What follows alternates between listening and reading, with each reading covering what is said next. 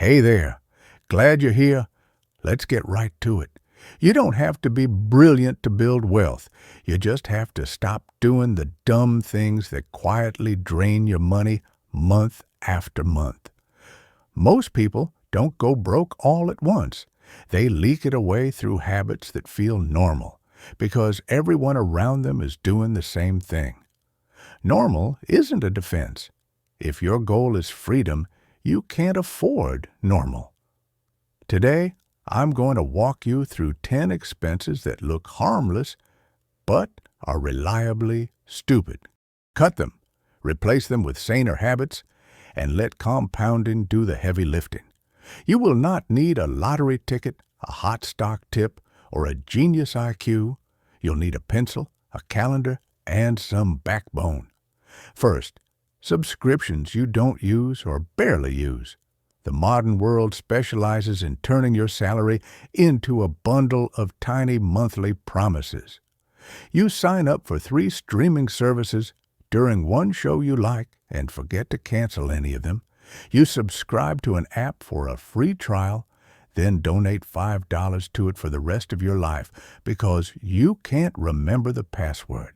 I'm not against entertainment, but I'm very much against unconscious spending. A simple rule, one in, one out.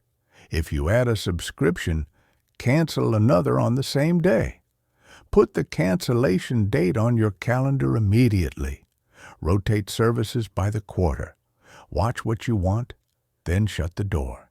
If you insist on keeping the door open forever, at least be honest with yourself that you're paying not for value, but for laziness. Laziness charges steep interest. Second, upgrades when your current tools still work. Marketers are excellent at turning boredom into a purchase. Your phone is fine, but a new camera lens appears on a billboard, and suddenly your old handset becomes a tragedy. Your laptop opens your email in 3 seconds, and you fantasize about 2 seconds. That's not productivity. That's gadget worship. My rule is a 90-day hold. If you think you need an upgrade, write it down and wait 90 days. If it still solves a real problem after 90 days, not a boredom problem, then talk yourself into it with numbers, not feelings. Until then, keep using your current tools and direct that money towards something that actually compounds. Convenience doesn't compound. Capital does. Third, new cars with long payments. A new car smells nice and depreciates spectacularly. Most cars aren't status symbols. They're transportation. Treat them that way. Buy a reliable used car 3 to 5 years old, pay a large chunk in cash, and drive it a long time. The payment plan that sneaks above 15% of your take-home pay is a bright red flag that you're financing vanity instead of mobility. If you can't comfortably put 50% down, you don't need that car. You need patience and better priorities. Steel yourself against the neighbor's shiny lease and the dealership balloons. When the status itch appears, remember that nobody is thinking about your car when they're busy thinking about their own problems. Fourth, eating out because you didn't plan. I'm not talking about a celebration with friends or a restaurant you actually look forward to. I'm talking about the mindless default where dinner sneaks up on you and a delivery app solves all your failures for $30. Your problem isn't hunger. It's poor planning and a fragile routine. Batch cook twice a week. Keep a simple rotation of meals that can be assembled faster than the delivery guy can launch his scooter. Put one restaurant meal on the calendar and treat it like a small event. When you do eat out, enjoy it deliberately. Everything else lives in the kitchen. People underestimate how much money escapes through tired evenings.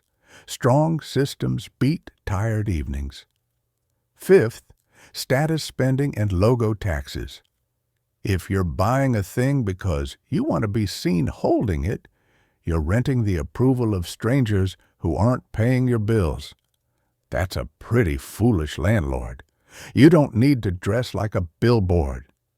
Build a personal uniform of durable items that don't advertise for anyone. If a shirt costs twice as much, only because a marketing department stitched a famous name into the collar, you're donating to their vanity fund. If you're serious about money, you buy for function and longevity. Some qualities worth paying for, logos rarely are. Ask yourself whether the item still appeals if nobody ever notices you have it. If the answer is no, you're paying a tax to insecurity. Sixth, fancy kitchen gadgets and home equipment that spend their lives in a cabinet. I like tools, but I also like using them. If a device is going to sit unused 11 months of the year, don't buy it. Rent, borrow, or find a lower-tech alternative you'll actually use. Most kitchens run on the 80-20 rule. 20% of the tools do 80% of the work. Get very good at that 20% and stop pretending that a $1,000 machine will fix a habit problem. It won't. The same logic applies to home exercise equipment. If you're not doing push-ups on the floor, a treadmill will not rescue you. Put your energy into routines you can execute in the space and time you already have. Money loves routines. Seventh, financing depreciating furniture and decor. Paying interest on an object that loses value the moment you drag it across the foyer is a special brand of unforced error. If you insist on redecorating like a showroom every season, at least do it in cash because the financing turns your living room into a silent cash vacuum. You are not building equity when you finance a couch. You're paying tomorrow's self for today's impatience. If you want to upgrade your environment, learn to hunt deals, buy second-hand when it makes sense, and understand that taste rarely requires debt. A fresh coat of paint is usually smarter than a payment plan. Eighth, cable bundles and overlapping media packages. People pay 3 different companies for access to the same game and then complain they can't invest because life is expensive. Life is less expensive when you look at your bills with open eyes.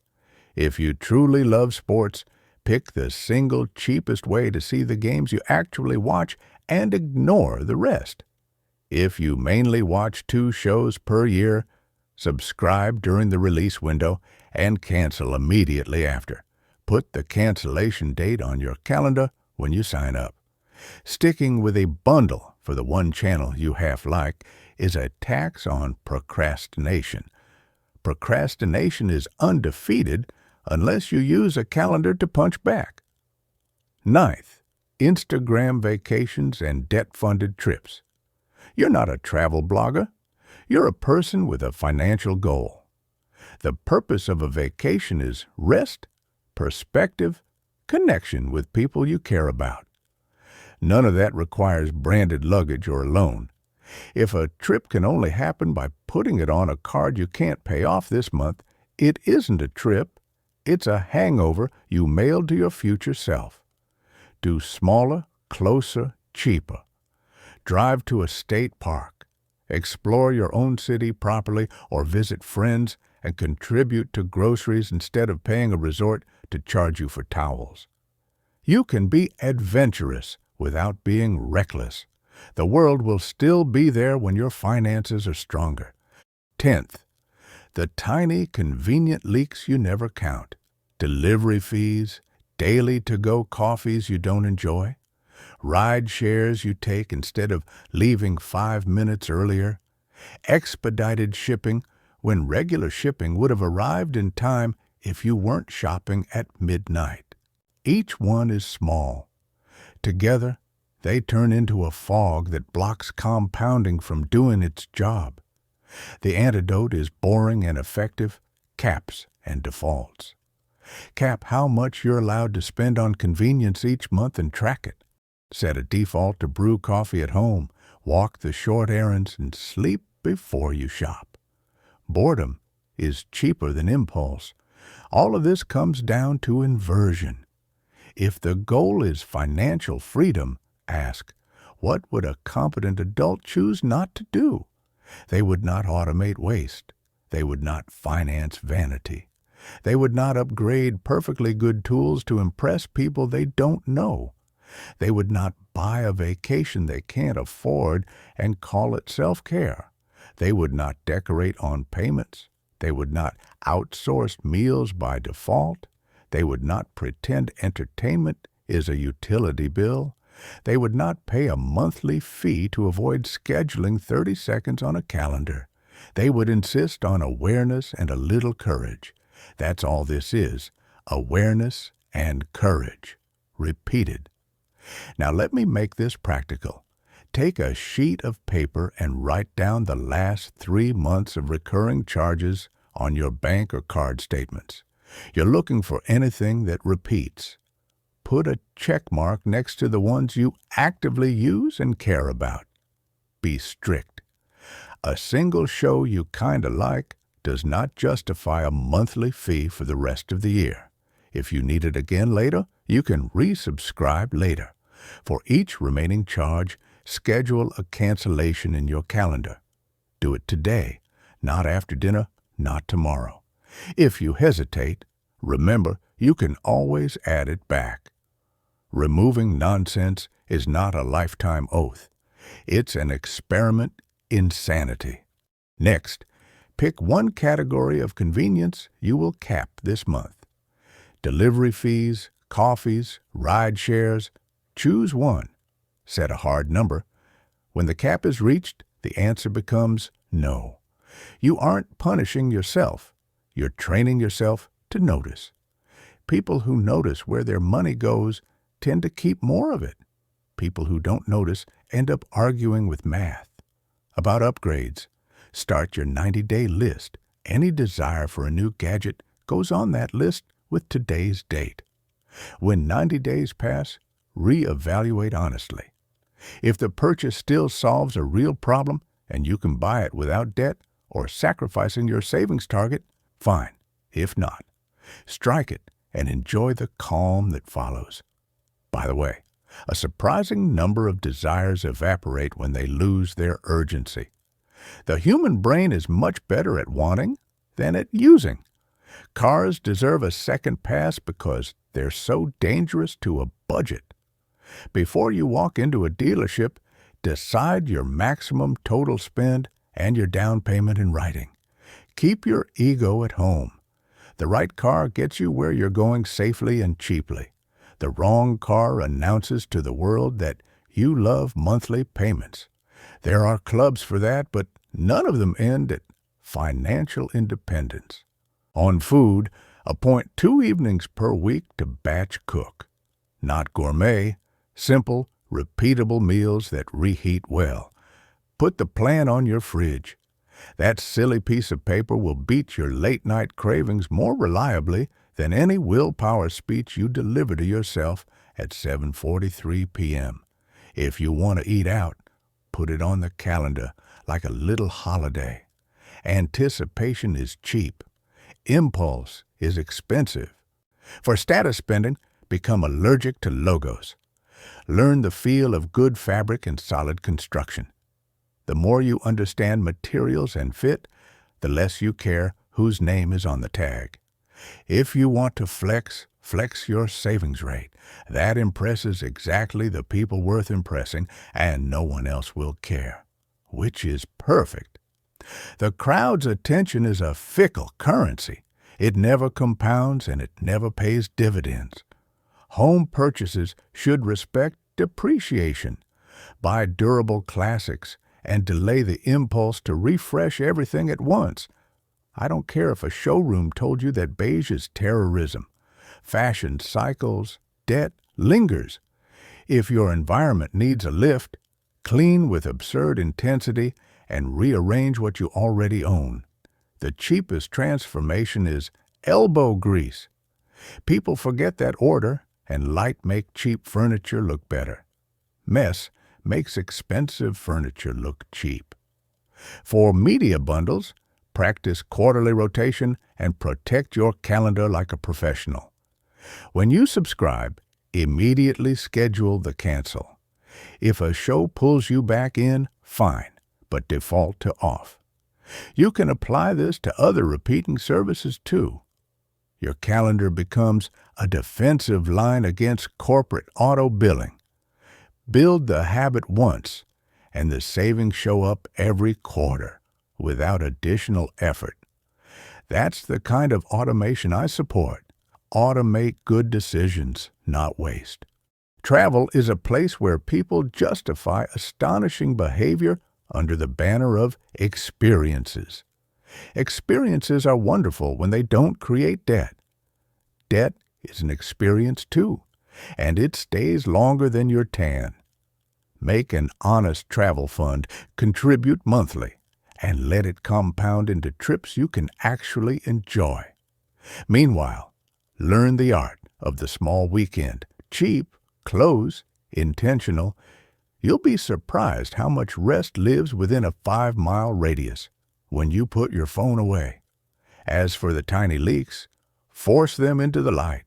Put a little tally on your phone for delivery fees, coffees out, and ride shares. Each time you indulge, mark it down. Not to shame yourself, just to know. At the end of the month, total it and ask a simple question. Did these purchases make my life meaningfully better, or did they just make my day slightly easier because I refused to prepare? If they were meaningful, keep some. If not, redirect them. Money is a vote. You can vote for frictionless impulse, or you can vote for the version of you who sleeps better. You may be thinking, this all sounds strict. Good. Strict beats broke. But notice, I'm not telling you to live a joyless life.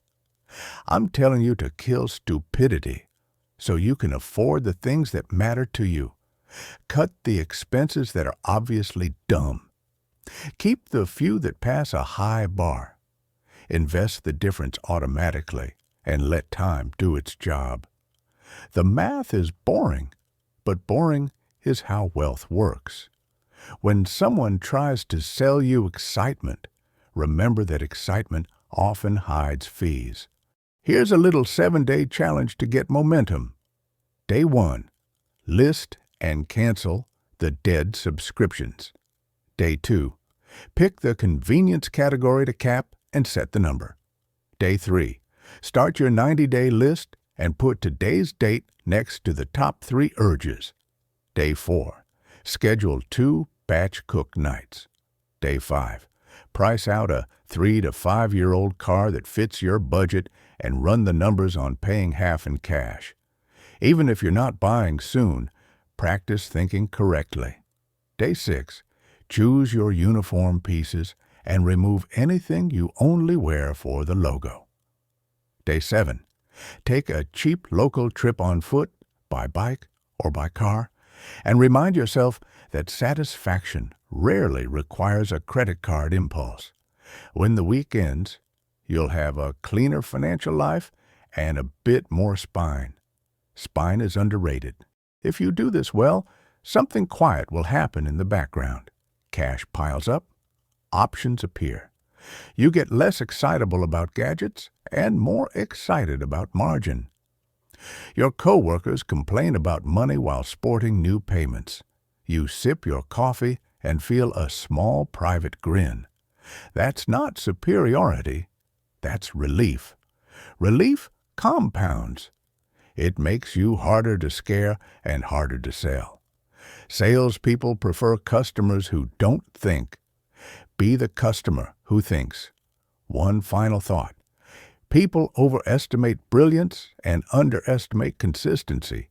They hunt for the clever trick that frees them from discipline. The trick is discipline. The trick is deciding once and then following the rule. 1 in, 1 out for subscriptions, 90 days before upgrades. Pay cash or pay small for cars, then hold them. Batch cook. No financing for furniture. quarterly rotations for media, caps for convenience, uniform for clothing, simple travel that you can afford today. These aren't heroic acts. They're grown-up acts. Practice them long enough, and you stop feeling deprived. You feel clean. Clean is a good feeling, so cut the 10 dumb expenses. Replace them with habits that don't fight your goal. Let time amplify your choices. And when a friend asks how you got ahead without any miracles, you can tell them what I'll tell you now. I didn't try to be a genius. I just stopped being stupid with my money. That's available to anyone, including you. Now go open your statements, set your calendar, and start cutting.